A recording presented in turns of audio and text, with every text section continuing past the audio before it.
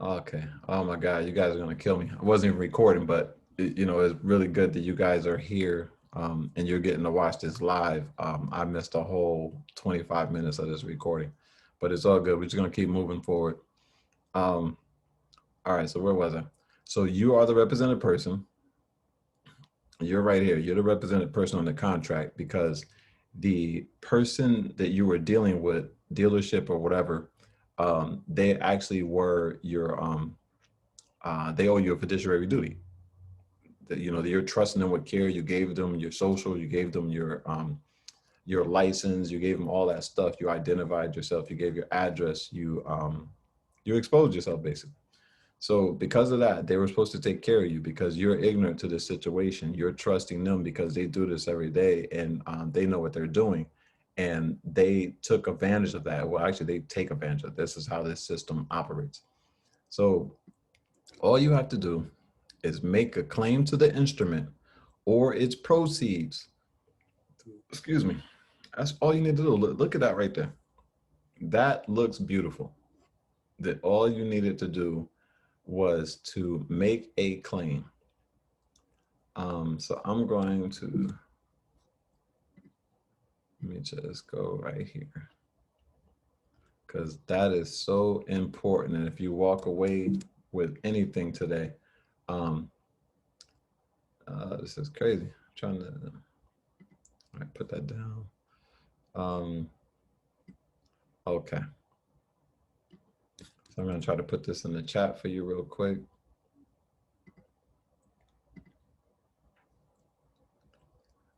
Yes, it is. Sorry, I'm just seeing your question. That was to lead a day. Yes, it's the same process. And for bringing that, I'm going to show you something really important.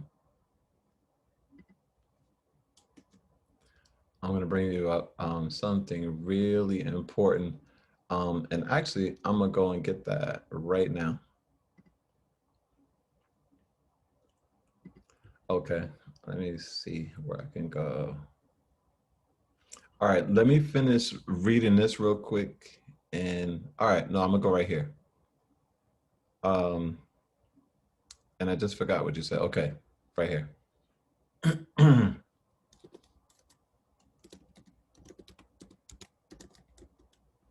Here we go, right here. All right, and this is under the CFR. I'm not sure how much how much power this has when you're using this for legal purpose. I don't know if you can litigate off of Code of Federal Regulations. I'm thinking it has to be either UCCs or the USC, which is United States Code. But look at what this says. Hypothecation of customer securities. If you didn't know, an instrument is a security. That's point and blank right there. Instrument is a security. So no member of a national securities exchange, and all banks are members of National Security Exchange, and no broker or dealer. So I spoke about this in a couple of the other videos. Hopefully you guys have already purchased, or if not, you would like to purchase. I have 3 other webinars, not including this one. They were on special. Some of them had an introductory rate, just so people can get the information. I think they were like $25 and $20, respectfully. And I think the third one I did is selling. Well, they're basically priced all at $125 now. So if you want to get any of those videos, let me know.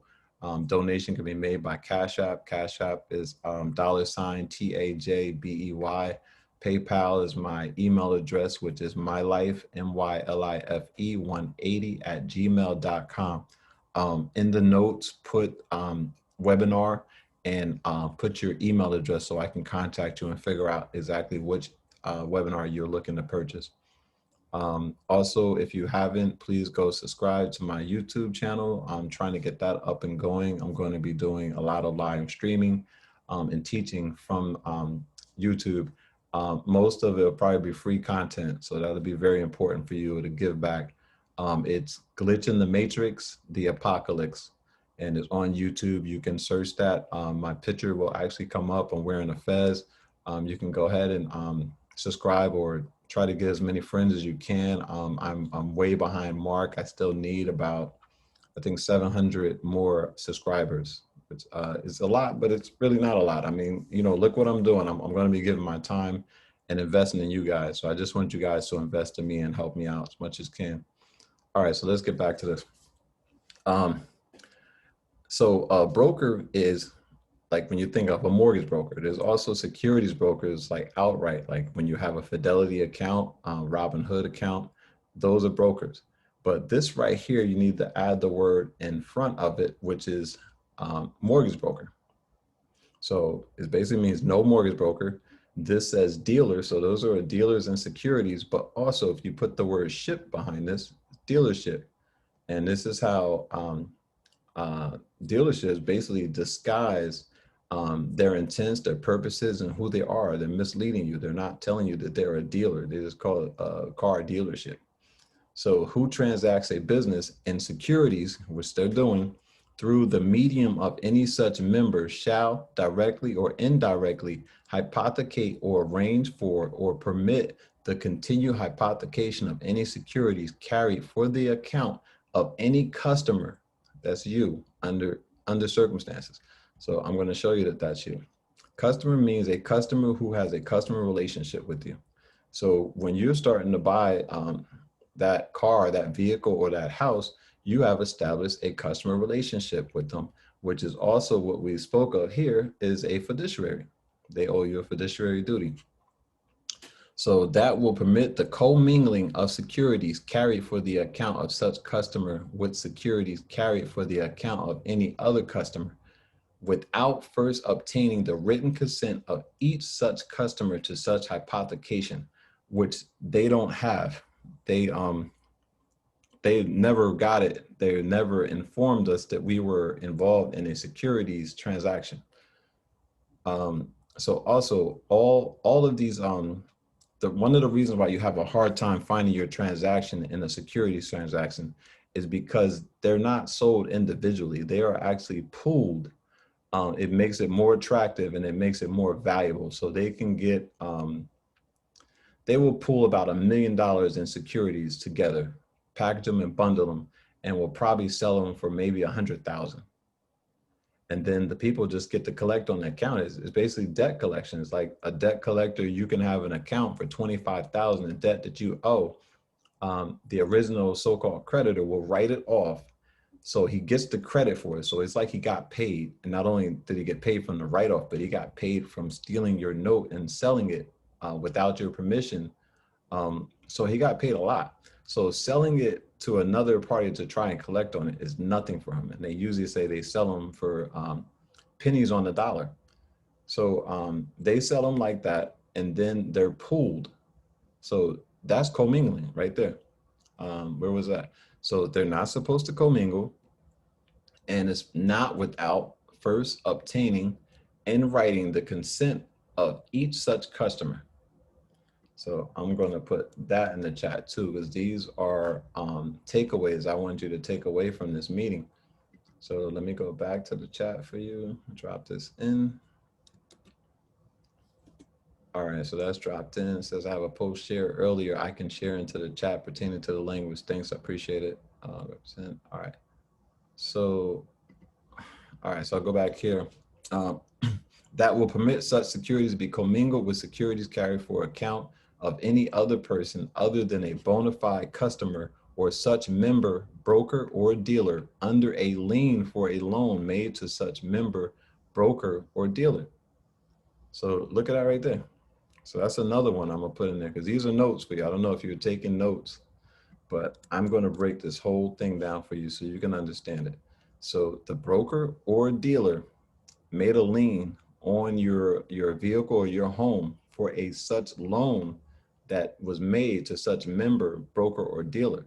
So remember, you loaned the note to them and they were supposed to pay it back, which they never did. So let me drop this back in the chat for you. Okay. All right, and while I'm going, let me just take a minute to ask, is everyone following? Is everyone following the what I'm teaching so far? Am I breaking it down? Am I making it like Like, so anyone can understand this. If you just walked into this information today, are you grasping what I'm teaching? You can go ahead and unmute. I'm actually asking a question. If anybody, if you feel that you're grasping the subject matter, I follow. you follow. Everybody else, is anybody not getting what I'm teaching? I'm not. Okay, who is that? State your name, please. Lorraine Johnson. Lorraine Johnson. Okay, how new are you to this information? Hello? Are you still there, Lorraine? Yes, very new. Very new. Okay. So it may involve more teaching. So this is just the first time you've heard of this information? Would that be Yeah, correct? It is? Okay. yes. So just be patient, follow with me. And like I said, I'm breaking this down. I'm putting a lot of notes in the chat. And now that you're introduced to it, the part that you're going to have to do is you have to study this in repetition. I mean, it's really up to you to what you do now to grasp this information. It's there's no way I can't like push this to the computer into your lap and you'll grasp it. It doesn't work that way. You're really going to have to put in the time and the work. And I want you to know, if you ever feel overwhelmed that you're not getting this, or you feel like I'm stupid because I'm not getting this, I've been studying this for about 5 to 6 years. So if that lets you know, I'm not saying that it will take you that long, but don't beat yourself up if you're not grasping this right now. Just try and follow along as best as you can, okay? Would you suggest purchasing the UCC book? Yes, the book helps because a lot of times the book has notes and different things that aren't available on the online. So yes, I would suggest buying maybe a new one and then trying to find yourself a few old ones, because a lot of things were in the old ones that got changed and got some of it's been omitted. Like they're trying to hide stuff from us. So it's kind of good to get a few old ones, which be really cheap, and then get yourself a new one as well. Okay. Okay. Okay. All right. Let me get back to teaching. Okay. Thank you. All right. Let me find out where I was again. All right. So yeah, we broke down that part, that the loan was made, there's a lien on it, and that they weren't even supposed to hypothecate your securities in the first place. So this lets you know you have a claim with them with the SEC. The SEC is the Securities Exchange Commission, because they sometimes there's not a private action in securities, and you actually need the agency that's enforcing these rules to actually go after these people. So we're going to keep going. It says that will permit securities carried for the account of customers to be hypothecated or subjected to any lien or liens or claims of the pledges or pledgees. So you made a pledge. In all of those contracts, you will either see the word pledge or assigns or transfers security interest, and that is a pledge. If you look up the word pledge, let me see if I have an open window. I hate opening so many windows. I'll probably just open one real quick. I just want you to see something. All right, so let's see what the word pledge is. All right, that's not good enough. Let me see. Bang, right here in law. Whenever I'm looking up anything, I look up the law, legal word of it, and it's right here. Give as security for a loan. And again, there's that word again, security. The creditor to whom the land is pledged. So a pledge is, and I'm gonna take it a step further. If you remember, we used to recite the Pledge of Allegiance, and we just, um, and I'm not faulting anybody. And at some point, I do have to, I want you to realize how naive you were to follow. So it's not your fault. I'm not blaming you. I'm here to help you correct that. But I do need you to marinate in that moment, how we blindly accepted things. But that Pledge of Allegiance, you literally were making something that was valuable to an entity that, is literally that, just an entity. So And it's also a promise. A promise is a commitment by someone to do or not to do something.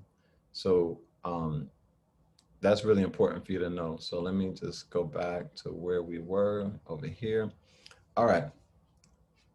For a sum which exceeds, let me see. Sorry about that.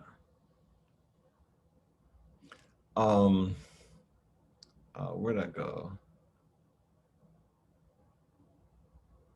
Okay, so we're letting you know you're pledging money that the notes that you do, or the mortgages, which is a security instrument, or the promissory note you sign with the mortgage broker, is for a sum of money. You're doing a pay to order of, and pay to order is just like when you write a check, it says pay to the order of.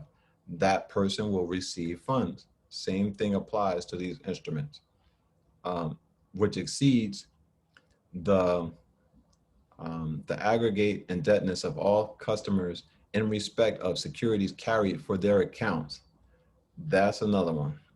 So all customers for securities carried for their account. Let me drop that in the chat real quick. And again, hopefully you guys are taking notes. I think I have a way when I'm actually finished with this recording, the chat can actually be a part of it too, or it should be available at least. But you guys are live on the call, so take advantage of the notes and the chats. All right, just trying to find where I was at again. Okay, right here. Except that this clause shall not be deemed to be violated by reason of an excess arising on any day through the reduction of the aggregate indebtedness of customers on such day. So reduction of indebtedness of customers. So that means they were supposed to settle your accounts, provided that funds or securities in an account sufficient to eliminate such excess are paid or placed in transfer to pledgees. So this transfer to the pledgee is actually when we pledge this to the lien holder on those contracts for the purpose of reducing the sum of the lien, see? Or claims to which securities carried for the account of customers are subjected. So this lets you know they're supposed to eliminate it as promptly and practicable as such reduction occurs, but before the lapse of 1/2 hour after the commencement of banking hours on the next banking day at the place where the largest principal amount of loans of such member, broker, or dealer are payable. So this is where, when you're supposed to pay your lien holder, but in actuality, you finish all that paying when you sign all those contracts right at the table where you were at, the mortgage broker or at the car lot. You finished. You've done your obligation, but you didn't do something right, and I'm gonna fill you in on that. In any event, before such member, broker, or dealer on such day has obtained or increased any bank loan collateralized by securities carried for the account of customers. Let me see. And so, all right, this is probably not that. This is something you can read on your own. I'm just trying to give you the meat. Okay, this should be good. The term securities carried for the account of any customer shall be deemed to mean securities received by or on behalf of such member. So this tries to mislead you. On behalf of such member. That's not what we need to, this part right here. Securities received by such member, broker, dealer for the account of any customer. So this little piece in here could trip you up. So when you're reading this, make sure you omit that out of there, because that's how it should read.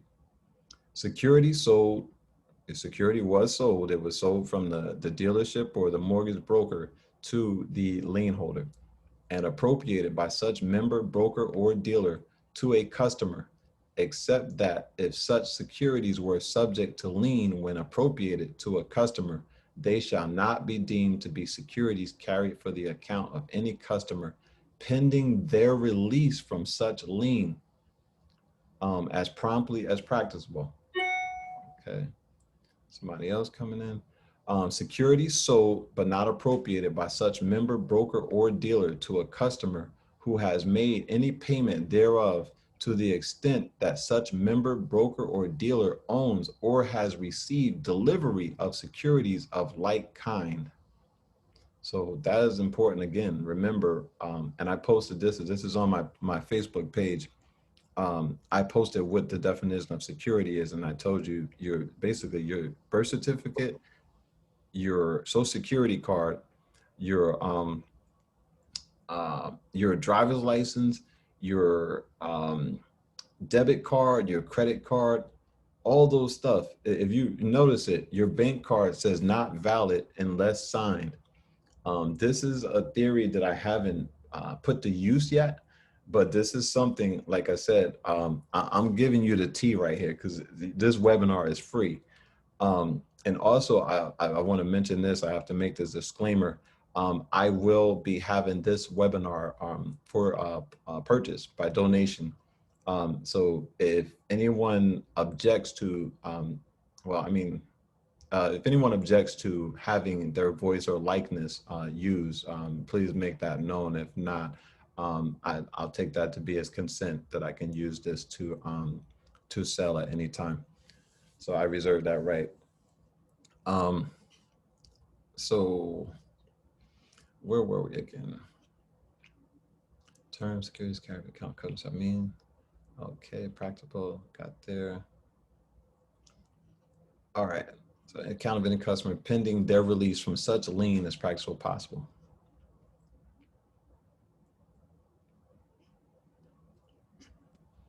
You didn't finish what you were saying about on the back of the credit card. It says it's not valid unless you sign. You were going to say something more about that, but. Oh, beautiful. Thank you. Sorry about that. I'm looking at a phone and messages coming in, emails and stuff. Yeah, that's why I get confused because you don't finish sometimes. Sorry. Thanks for the reminder. Like I said, I'm looking at everything coming in. Okay. What I was saying about that is that technically you, and I wouldn't advise, I wouldn't advise this period. I'm going to make that disclaimer because stuff like this blows back on you. If I'm sitting here teaching and I tell you to do something that the system considers to be legal, but for us, it was just a way of bending the rule, and especially if someone's, well, he was teaching it and this is the webinar and he told me to do it. He said it's legal. So this is not what I'm saying. This is for educational purposes, but I'm saying in the event, hypothetically, if you had a card, let's say you had a card, credit or debit, and you had maybe 20, 25,000, 50,000, I'm going to say some big numbers, and you made some big purchases with that card. You literally, if were sued or brought into a criminal action for that purchase or the non-payment of that account, you literally could introduce that card into discovery, into the court, and show that you never signed it. And do you realize that you couldn't be held liable for the purchases made with that card? So again, like I said, I'm not advising anyone to do that. I'm speaking out hypothetically how this works. And that's why it says that message. If anybody has their debit card, I want you to look at it right now. And debit or credit card. Does anyone see the language on it that says not valid until signed? Yes, I never sign mine. I always say, ask for ID. Yep, that's beautiful. But I just wouldn't sign them, period. I don't sign mine. I don't sign it, but I say ask for ID. Mm-hmm. Anybody else on the call that has theirs on their person that could look at it and confirm that what I'm saying is true? Yes, all of them say sign on the back. Okay. Yes, I'm familiar. Huh? Does it say the language not valid until signed? Does anyone see that on any of it? Yes. Yeah. Yes. Okay. And so they gave notice. Notice is everything in contract.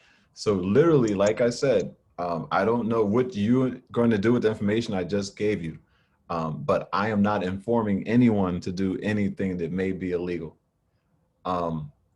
So also, this is the same way on your passport. Anyone who has went in person and got their passport, the agent at the window will tell you, sign it right here before you leave, because otherwise it's the same thing that you might have trouble flying. If you got somewhere and presented it at the boarding, you might not get on that plane until you sign it, because it's a contract and they want you to accept liability for it.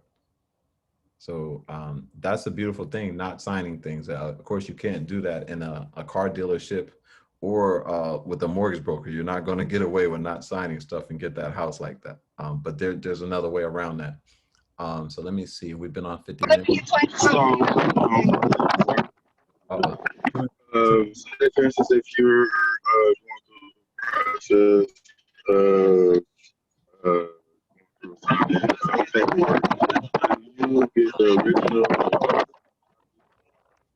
All right, let me hear what you're saying. I think too many people were unmuted. I couldn't hear you. Who was asking I was that? trying to figure out something.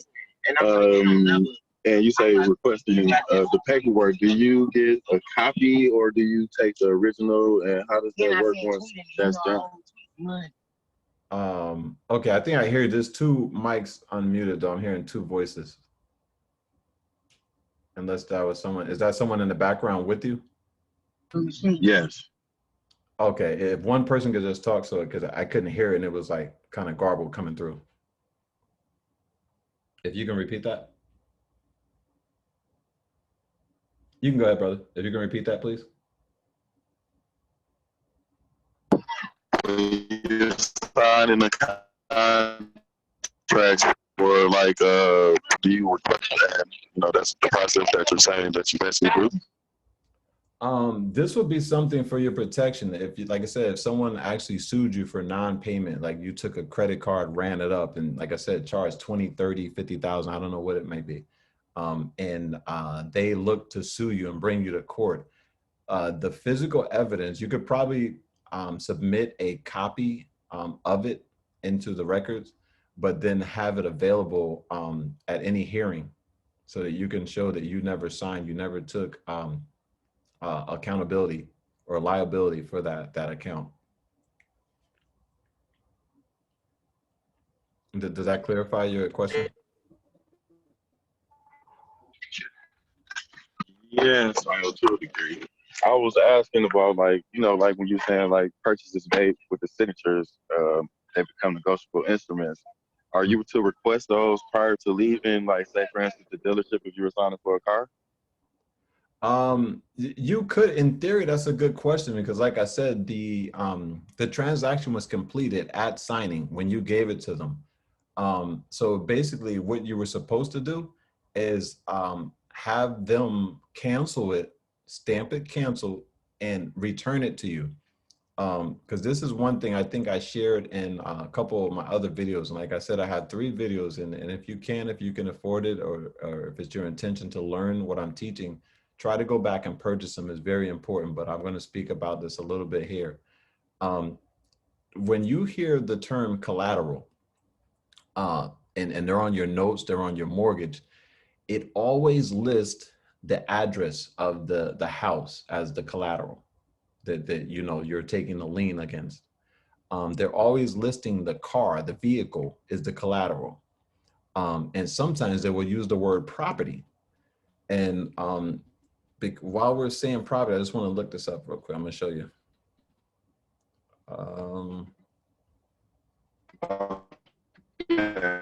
I usually but the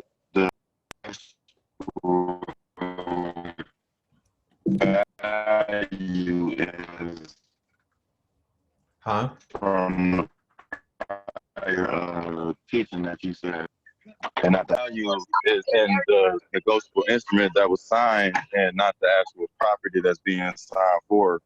If I follow what you were saying in previous teachings. That's true. That is true. Okay, we're saying. All right, so I just want you to see this right here. Let me see.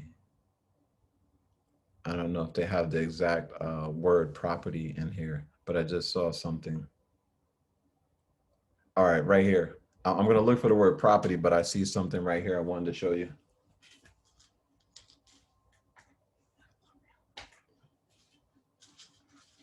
Um, all right, so it says account, except for used in account for, means a right to payment of a monetary obligation.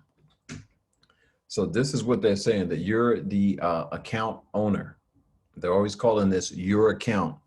So I want you to see how powerful this is. So except for use and account for, so you're not accounting for anything, means a right to payment of a monetary obligation. But except, like I said, there everything is backwards like a mirror. They're telling you you owe a monetary obligation when it's actually they owe you a right to payment of a monetary obligation, whether or not earned by performance. For property, so I was just telling you that word. I'm gonna look down further and see if I can find the definition for property, but this is beautiful right here. For property that has been or is to be sold. That right there, I'm gonna put that in the chat for you. Because remember, I was just telling you your property is the notes. So I'm gonna put that in the chat. I see there's a couple notes in there. Let me see. That says, okay. For property that has been or is to be sold, leased, licensed, and then there's the other word, assigned, because you did an assignment. And also they did an assignment as well. You assigned it to the car dealership, but he immediately played hot potato and passed it someone else and limited his liability. And I'm going to show you that. I'm going to show you how we're supposed to sign these contracts. And I'm going to tell you this, it's not going to be easy. If you think it's going to be flawless, like pouring a glass of water, and then you're going to come back to me and be like, man, you were wrong, man. He wouldn't let me do that. I want you to understand why they won't let you to do that. Let's say if you're buying a big Suburban or a Tahoe XL truck and it's like 55, 65,000. You got to realize some car dealerships, the salesmen work on a consignment basis only. They get no salary. So if they don't sell that car, that truck, or whatever it is, they get nothing. And then, eventually the car dealerships can't pay for those cars. When you ride by car dealerships and you see fleets of cars out there, they don't own those cars.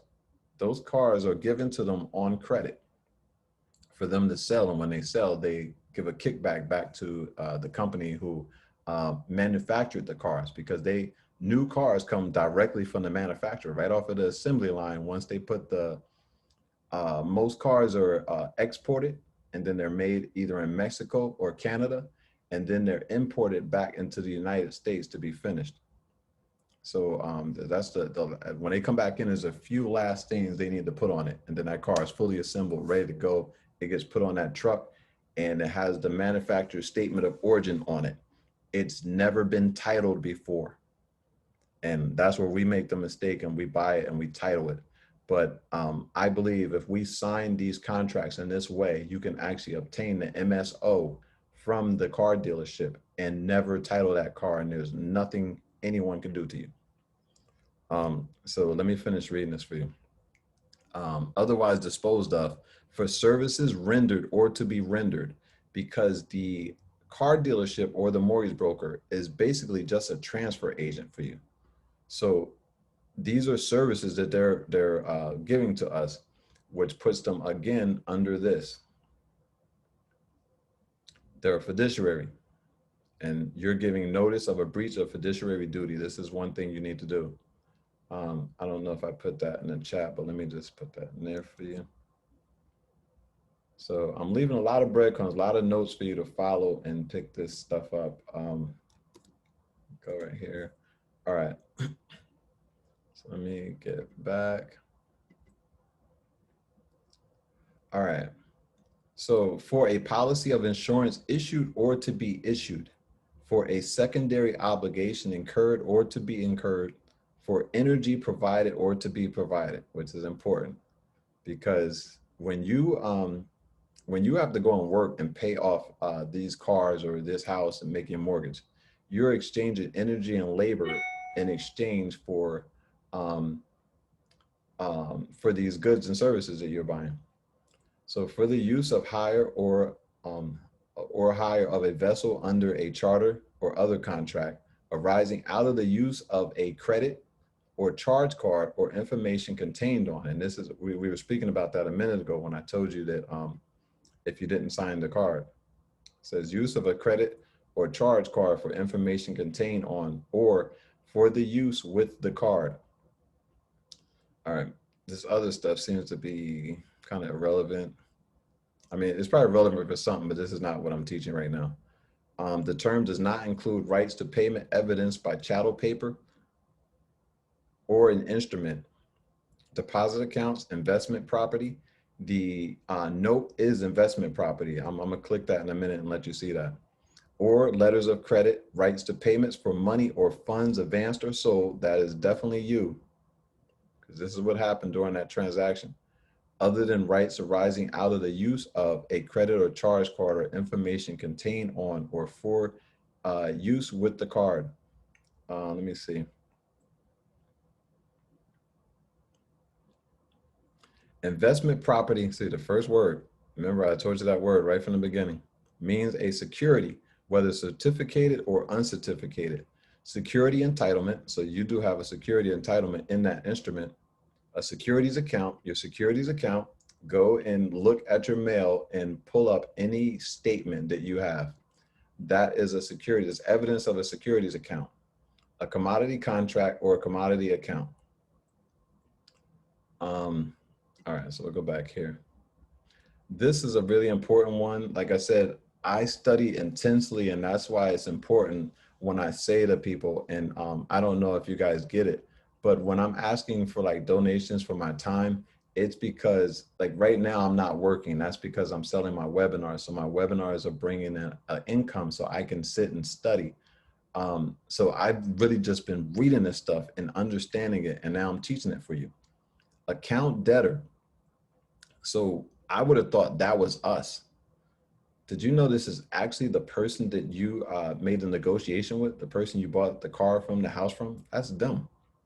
Debtor. Beautiful word. Now watch this. It means a person obligated on an account. Remember I told you they owe? Chattel paper or general intangible. So they took it, but they owe you for it. The term does not include person obligated to pay a negotiable instrument. So it's letting you know it doesn't include you. This, I was reading this the other day. The term does not include persons obligated to pay a negotiable instrument because they're saying you owe on it, even if the instrument constitutes part of chattel paper. So I'm going to go right down to debtor and I'm going to show you the difference between them. And it's kind of confusing because like I said, when I look at this stuff, I see how this is, how it's them, how it's the car dealership, and it's you. But the part that I like, it's kind of confusing, but let me try to explain it and you guys let me know if you understand this. So a debtor means a person having an interest other than a security interest or other lien. So the lien holder has an interest and he has a lien. So that sounds like not them. It says other than a security interest or lien. So they have both of these. In the collateral, which I just showed you, collateral is the notes. Whether or not the person is an obligor. So we're going to go into that word, but I want you to see why I said it's them and you, and it's just not set in stone who this is. A seller of accounts. So they're selling the account. The person who at the car dealership sold the account to the whatchamacallit, the lien holder. So a seller of chattel paper. So it's basically, we sold the chattel paper to them. We just never got paid. So I guess it applies more to them because they sold the chattel paper, the payment intangibles, or promissory notes. And remember, any of those of you who are on the call who own a home, you had to execute a promissory note. So you execute a promissory note and a mortgage, which is a security agreement. So we're going to break this down little by little. Let's go back to obligor. All right. So it means a person that with respect to an obligation secured by a security interest in or an agricultural lien on the collateral owes payment or other performance of the obligation. So are you starting to see who the obligor is? Owes payment or other performance of the obligation. Has provided property other than the collateral to secure payment or other performance of the obligation. Is otherwise accountable in whole or in part for payment or other performance of the obligation. So that is them. They are accountable for whole in part for payment or other performance of the obligation. The term does not include issuers or nominated persons under a letter of credit, which is funny because we're actually the issuer.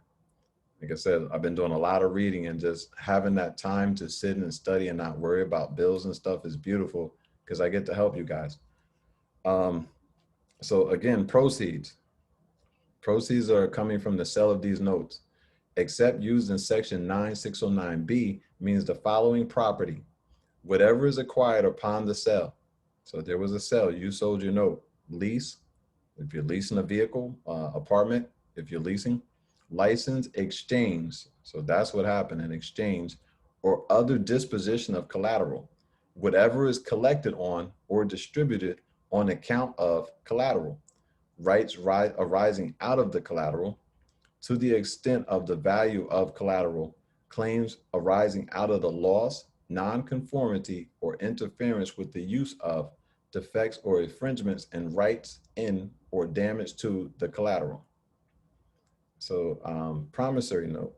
And I know there's more there, but this stuff you guys can go over, but I'm just trying to make sure I give you a grasp on the understanding. Promissory note means an instrument that evidences a promise to pay a monetary obligation, does not evidence an order to pay, and does not contain an acknowledgement by the bank that the bank has received for deposit a sum of money or funds. All right, so this video is it's at its limit of an hour.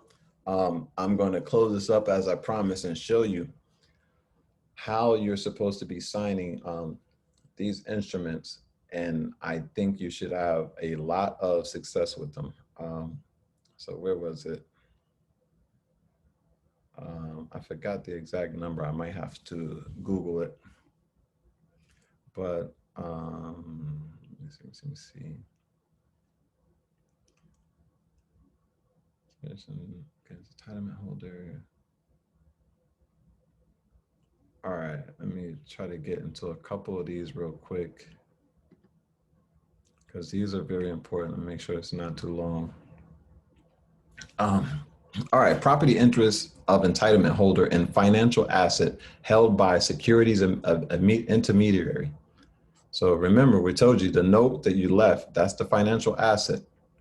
You have property interest in it, and it's held by a securities intermediary, which is either the car dealership or the person who was assigned, the assignee, as lien holder. To the extent necessary for a securities intermediary to satisfy all security entitlements with respect to a particular financial asset, all interest in that financial asset held by the securities intermediary are held by the securities intermediary for the entitlement holders, are not property of the securities intermediary, and are not subject to claims of creditors of the securities intermediary except for otherwise provided in section 8511. An entitlement holder's property interest with respect to a particular financial asset under subsection A is a pro rata property interest in all interests in that financial asset held by the securities intermediary without regard to the time the entitlement holder acquired the security entitlement or the time the securities intermediary acquired the interest in that financial asset. An entitlement holder's property interest with respect to a particular financial asset under subsection A may be enforced against the securities intermediary only by exercise of the entitlement holder's rights under sections 8505 through 8508. So again, that's going to go in the chat. I'm going to leave you with some homework because I do have to conclude. But I want you guys to be active in learning this. So I'm going to give you some homework. Yes, I do one-on-one coaching sections. Most I. All right, did I send that?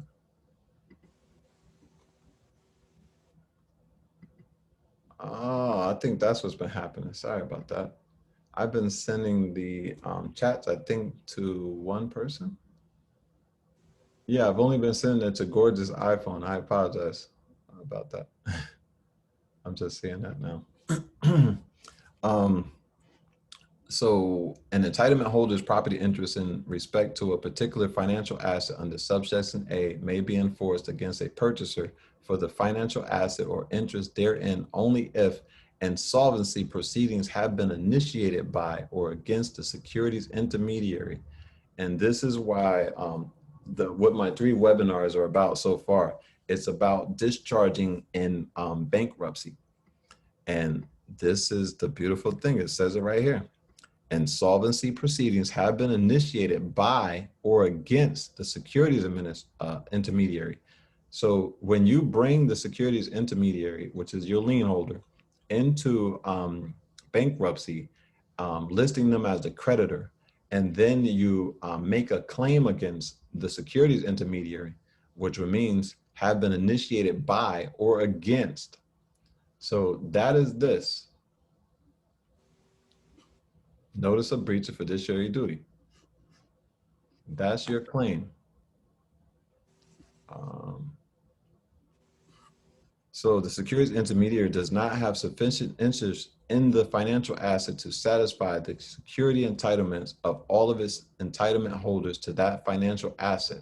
Because remember, they're insolvent. They don't have the money to pay you because they sold the note and they spent the money already. The securities intermediary violated its obligations under Section 8504 by transferring the financial asset or interest therein to the purchaser. So the securities intermediary here looks like it's the bank. The purchaser would be the lien holder. The purchaser is not protected under subsection E. And here again is where I'm telling you about bankruptcy. That's why I've been going so hard on bankruptcy. Look at this right here. All right, I'm gonna break it down little by little, so don't get too overwhelmed. The trustee or other liquidator acting on behalf of all entitlement holders.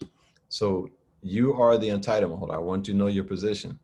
Having security entitlements with respect to a particular financial asset may recover the financial asset. The trustee has the power to get the note back from the person who stole it. If they can't get the note back, they'll get the proceeds. You'll get a judgment against them. If the trustee or other liquidator elects not to pursue that right, an entitlement holder whose security entitlement remains unsatisfied, because it has been unsatisfied, has the right to recover its interest in the financial asset from the purchaser. Look at that right there. This is telling you what you have the power to do. And I just think we've been going about it wrong. You know, write to CFO, send it certified mail, send it registered mail, return receipt, all this stuff that some people have been saying they've been getting remedy. I've been doing this stuff for years and I stopped finally because I was paying out of pocket to pay for all that mail that was getting sent out trying to get remedy and discharge my obligations. And I just never had much success with it. It was just always a fight. This makes it easy. All right, so I'm going to get out of here. I'm going to show you what I was going to show you about how do you sign. I just got to try to remember how do you do it. I don't know if it was under Title 8. Can you show how to sign a mortgage contract? That's exactly what I'm about to do. I'm looking for, I can't remember if it was in Title 8, so I'm just going to have to search it. But there's some more good stuff in here. And this article alone, 8, I want you guys to study this. I may do another webinar on it. I'm not sure if it'll be free because like I said, this is very time intense and I do have to do teaching. And I just think that, you know, people should not have a problem investing in learning this because your whole life is centered around this. You make purchases every day. You go to work every day to earn money. You look to obtain and buy a home and a car. This is up there next to breathing. It should be up there with breathing and blinking. So let me just show you, let me see, registration. Okay. All right. So yeah, I'm just gonna go search it for you.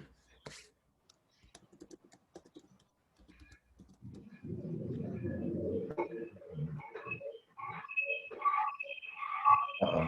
Could somebody please mute their phone? I can hear some background. All right, this is it right here. So it's 3415 obligation of endorser. So you're their endorser. The only problem is they've always had you sign, but you didn't do a qualified endorsement. You didn't give instructions on your signature. And like I said, I want to make this disclaimer. I'm not saying it's going to be easy because I've tried to do some things in the car dealership with signing the note. And one time it caused them to harass me and ask me to come back down and sign a new note. And they gave me this excuse that we couldn't get the note funded. The note will always be funded. The problem was maybe, I don't know, there was a problem just in the way I signed it. I wouldn't have been obligated to pay it, and they couldn't put a lien on the vehicle.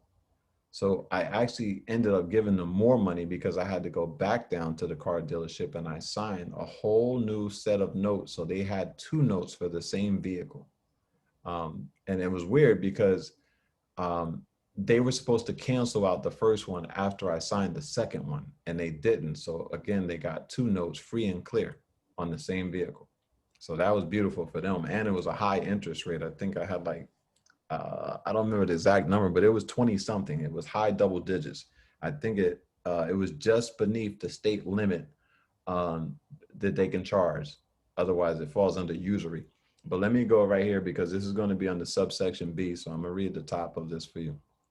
Subject to subsections B, C, and D, and to section 419D, if an instrument is dishonored, an endorser is obligated to pay the amount due on the instrument according to the terms of the instrument at the time it was endorsed, or the endorser endorsed an incomplete instrument according to the terms when completed to the extent stated in sections 3,115 and 3,407.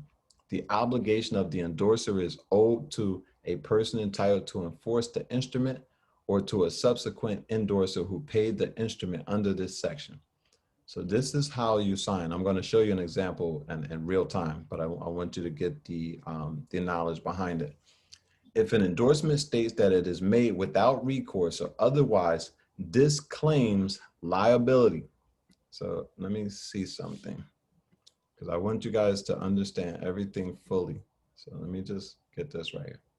To refuse to acknowledge, to deny, to renounce a legal claim to a property or more, or yeah, I think it says or more.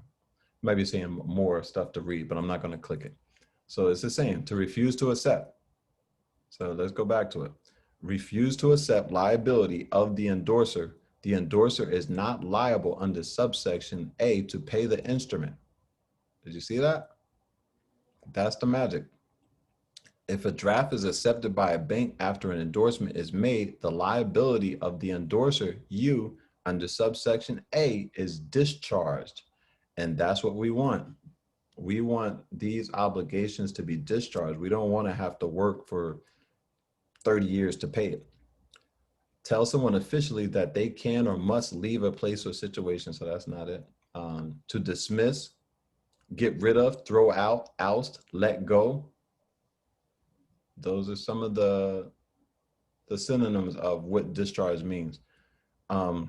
If an endorser on a check is liable in a subsection A and the check is not presented for payment, because you have to present these notes for payment. Let them know that I'm not paying you anything else. I gave you the note and this matter is settled. Or given to a depository bank for collection within 30 days after the day the endorsement was made, the liability of the endorser under subsection A is discharged again. So now you know why, and they try to make it seem like they're doing you a favor. But when you buy a car, you don't get that statement in the mail to make a payment until probably 30, 45 days later. And now you're understanding the banking reasons why. All All right. So now I'm going to I'm going to show you this in real time, what this looks like on a transaction.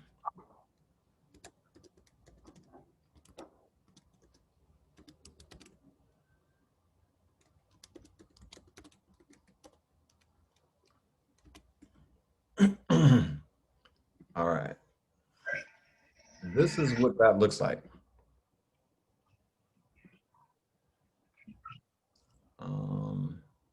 All right, not there.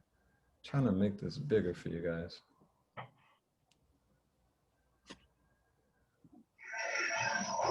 That's how signing should look. I wouldn't suggest getting a stamp, because if you're in the car dealership and you're signing those triplicate forms, it's not going to go through all pages. So you're going to have to write this. So, all right. So somebody just said something about Honda. So this, I'm going to use that for example. So you will write, you can write pay to the order of on top or without recourse. They have it both ways here. So I'll say pay to the order of, this is the name of the car dealership, Bob Spanks car dealer. Write that there. Without recourse. And we just went over what without recourse means. And what is that? Okay, I don't know why that's there. I think that's the name of the company he's representing. Oh, sorry, I pushed that again. That's the name of the company that Judy's representing. So you want to make the buy, make the line, sign it, write your name so they know who's actually signing. So you want the name to match the same thing that's on that contract. And then in your position, which would be entitlement holder, your position in that contract or transaction is entitlement holder. You can put authorized representative if you like, but the magic happens here. The fact that you put paid to the order of, just like you do on the check, and without recourse means they can no longer come after you. You're no longer liable on that contract. Again, I'm showing you that this is actually how it works. These are mortgage notes that are signed this way. This is how they sign it after you leave the note on the table. So this works, but I'm telling you, it's not going to be easy. I don't know how the transaction is going to end up happening, but this is how you should sign those things without recourse, paid to the order of, and it's going to look like a check. Just like when you write a check out, you're writing paid to the order of. So let me go right here.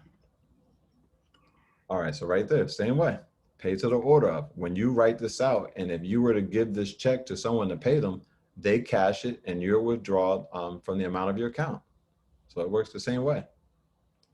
So that is everything. And I'm gonna ask at this point, does anyone have any questions?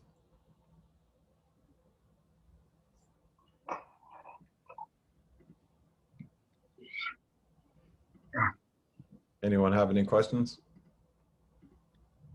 Can you, Okay. can you hear me? Yes, I can. Okay, yeah. I know this might be a little off, maybe this direct subject, but have you ever did pretty much just went ahead and tried to discharge, you know, just like a lot of people is doing through the Treasury, et cetera, et cetera. You know, have you ever tried that method before and it worked for you and dealing with a vehicle? Like I said, again, I see a lot of people that speak about that and say they have success and they showing the possessions that they have from it. So I have to be careful with saying it doesn't work. I'm going to say I personally haven't had success doing it. I used to send out, like I said, tons of certified registered mail. And basically I was using my credit cards because they were like, don't worry about it. You're going to be able to discharge the credit cards too. I maxed out 2 to 3 credit cards, I think, paying for the mail, paying for buying webinars, paying for templates, a lot of stuff back then. This is like in 2015, I think. I have never successfully discharged through the Treasury. So again, I can't say it's not happening, it's not being done. I'm just going to say I personally can attest to it. And I'm a man who's an honorable man. So I'm going to tell you exactly what's true for me. Right, right. I appreciate that, Noble. I know you are I true indeed know you're definitely honorable man. I appreciate that. Thank you, brother. Do you Anybody own else? property, Ali? Can you repeat that? Do you own property?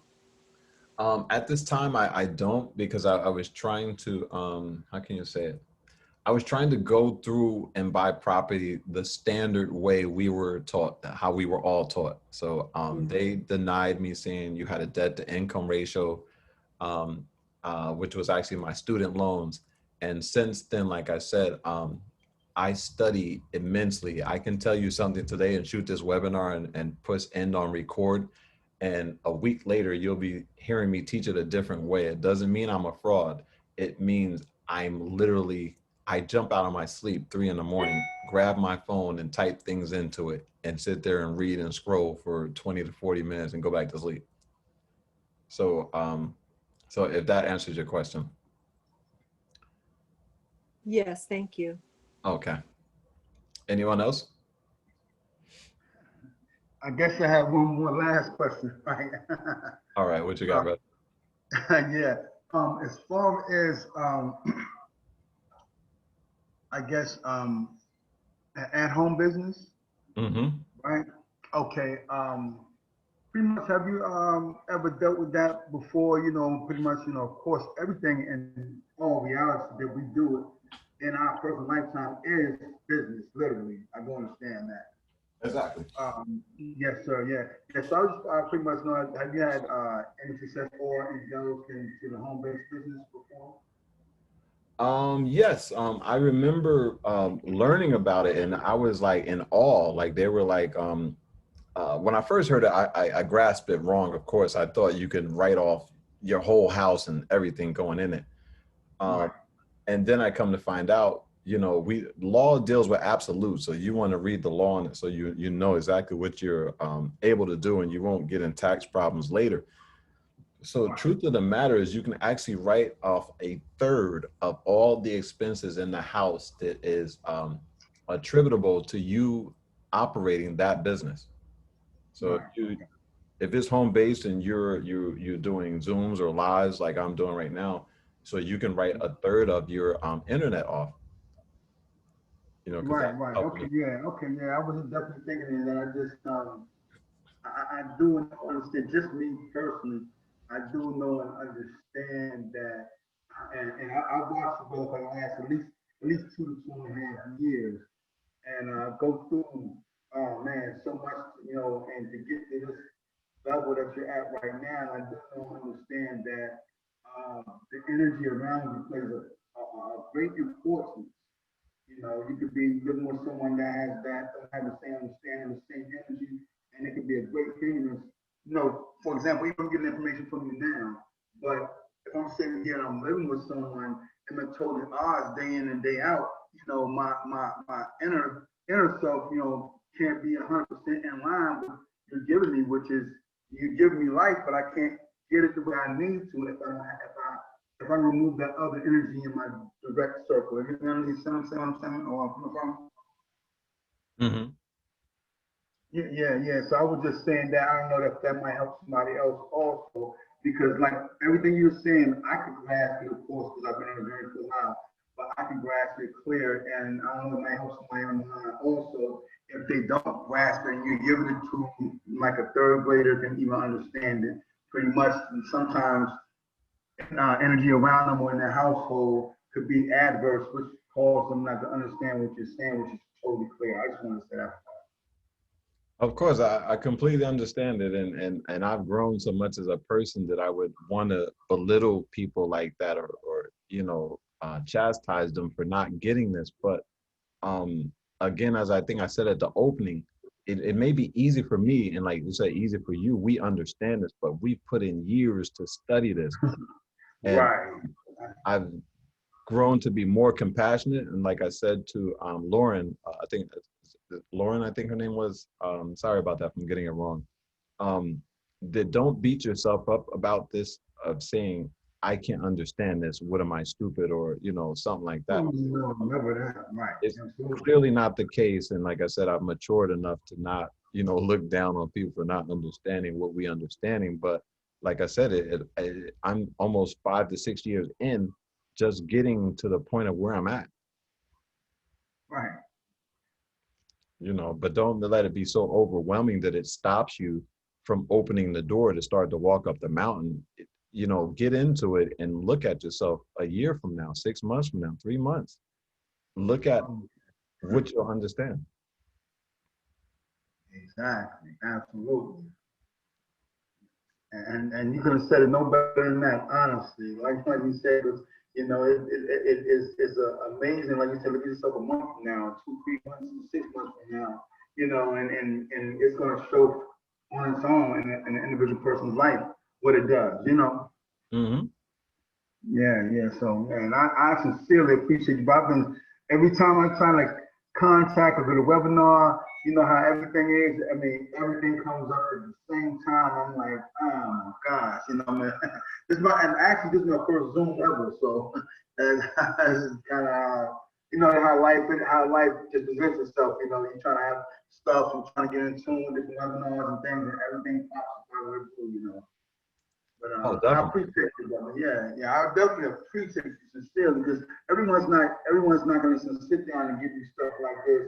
And honestly, we know people are charging $2,000, $3,000, $4,000 for stuff like this. Mm-hmm. Yeah, yes, I appreciate you, brother, sincerely. Definitely. Some of it behind it is duality. Like I do want to give this information away because I want us to have it, but at the same time, not devaluing my worth. But if I give it away like this, and people see what they got from it, and they'll go out and tell people like, hey man, you're missing out if you're not attending these webinars. Like, you need to get in there. Exactly.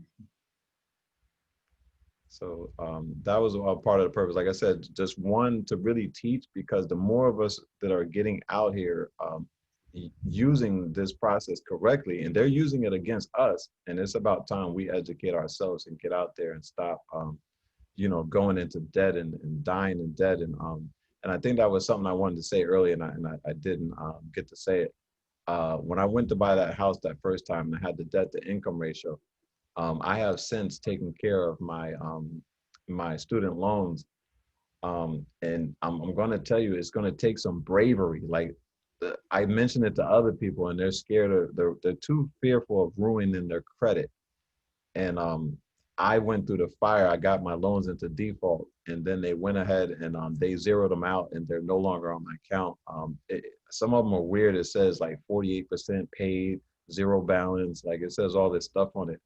And I just had to go through the fire. You got to be strong. You can't be someone that says, well, let me see 4,000 people do it first, or let me see when it's on the news saying that everybody's in default, then I'll do it. You have to be willing to be in a burning house, realizing you're going to die of asphyxiation because the smoke is there, and run head first and jump out the window on the 3rd floor. Exactly. If you don't have if you don't have that in you, you're not going to go far in this. Not at all. Not at all.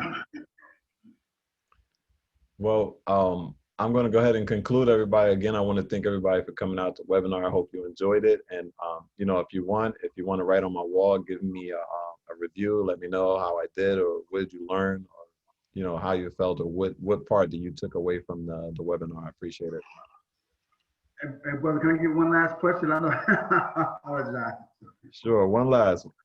Okay, one last question. Okay, I was trying to receive another, you're not an IRS.com website, website and everything, and you can get an EIN number, no problem, right? Mm-hmm.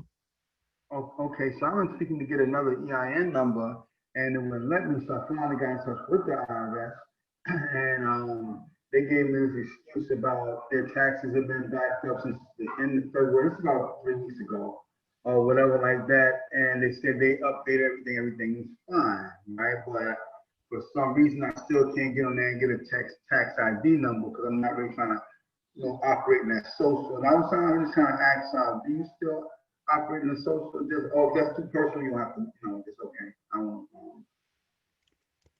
What Uh, do you think? oh, wait, could you repeat the end part? I was listening, but I didn't hear. Okay, I apologize. I was saying that, you use your social or you operate strictly off EIN, or if that's too personal, it's okay. Let me see. I basically, I haven't really been purchasing anything big, so I really haven't been using anything at all. Um, but yeah, I do have businesses and I'm looking to build their business credit. And I did do something with the SBA recently, and that's going to be reporting on my business profile. So hopefully I'll be getting to that point where I can just use business credit, which is where you want to set yourself up to be. Right. Exactly. Yeah, that's my pretty much my goal. You know, build a business credit. I wish I would have known about 20 years ago, but yeah, it's okay. I know, right? Yeah, you know what I'm saying? Yeah, it's all good, but everything happens at the appropriate time, you know? Definitely. Yes, sir. Yes, sir. I appreciate everything, my brother. All righty, man. Thank you, everybody. I hope you enjoy the rest of your weekend. Everybody stay safe, all right? All right, peace and love. All right. Peace and love, everybody.